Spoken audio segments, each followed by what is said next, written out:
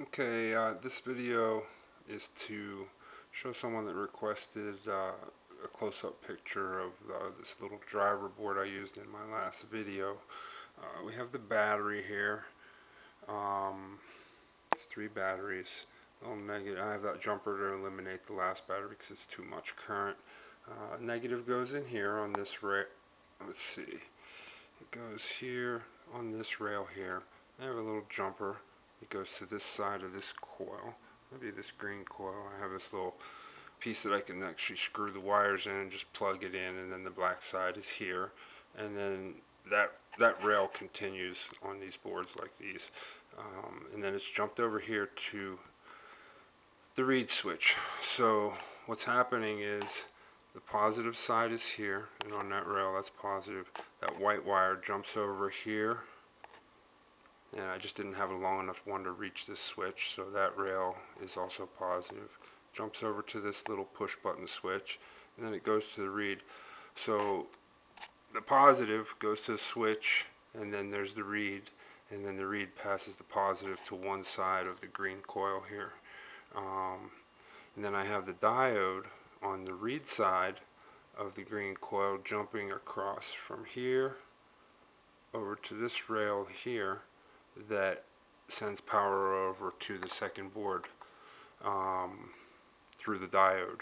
And the black lead that goes over to the other board is just connected over to this side of the coil here on this rail. So the negative is on this rail, comes in, jumps over there. It's very simple. The diode, this is the cathode side, the little silver bar. This is the anode side. So the anode is connected to the positive side, reed pulse side of the coil. And this is just a little push button switch.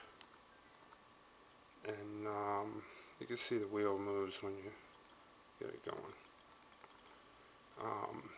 This is just a conglomeration of plastic that I had and some sticky tape just to quickly throw this together to rise it to the height of the board here instead of just laying it there. Plus it added a little bit of weight to keep it from moving from the rotor so I could play with it and move it around distance wise. But this polarizes the reed relay so that it only operates on either the north or the south depending on which way I go. I can spin this around the other way. Let's see. The wheel goes that way. If I turn it this way, slows the wheel down, goes that way. It's really simple. It helps a lot.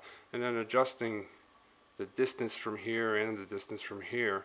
Let's say if we move this away from the rotor, it's possible that we could have this magnet turning on the reed all the time, and then the rotor just shuts it off here and there. So that way you have a long on pulse. But as you move this closer and this further away, you're going to get different pulsing. And you could adjust it and you'll see different effects on how it powers the wheel. This wheel really, it moves pretty good. See right there? That one, I guess it was very short pulse, so I had to get it into that pulse range. But she kicks up pretty quick. Right now, I'm getting into my camera only stays to a focus that I set when I first go to record, so I'm going to stay really close to the stuff here. I picked up from Ace Hardware another reed. It was I guess they sell some couple alarm things. You know, they just have the magnet and the reed switch for a door alarm, but it has 3 wires. So 2 on one side, so it has a normally closed and a normally open contact and a common armature.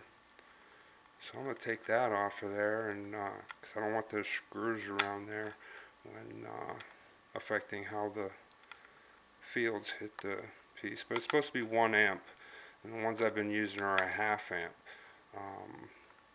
There's a place I'm going to order some. They go up to quite high amperage and different frequencies of resonance, and so it's important probably what kind of reed for each different project, because one might have a different resonance, one might have more of a current handling or a higher voltage, distance between the contacts. And these are the big coils that I've been playing with. That one's sort of tied down with some tape there. They're very thick. They're from Audio, like subwoofer, passive subwoofer crossovers. I believe it's 16 gauge.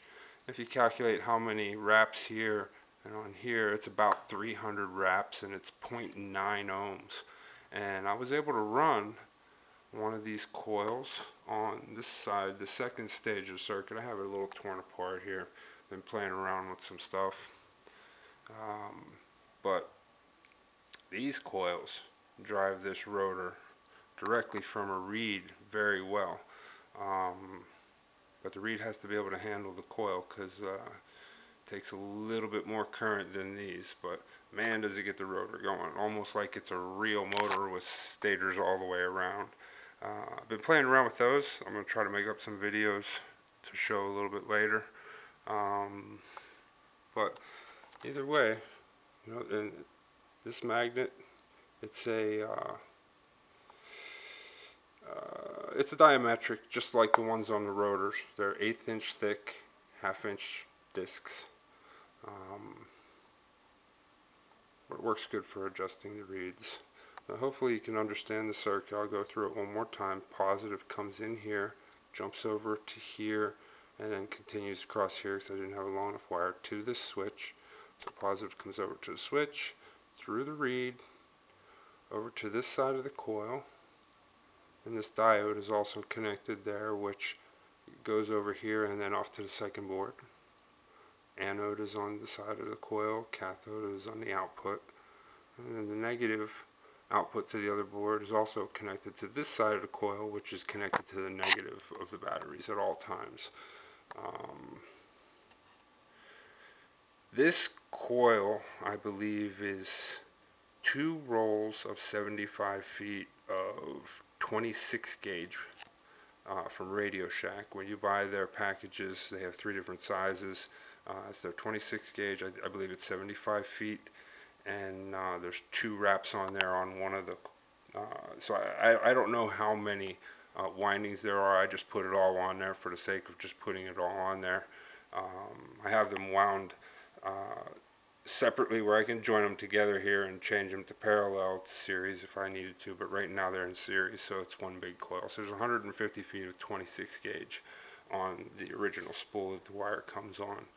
So that's, go out and spend $6 on the wire, and you'll see what you get. I believe it's ohm wise, can't remember what it is. I believe it's 20 some ohms. Let me just check real quick. Turn the meter on.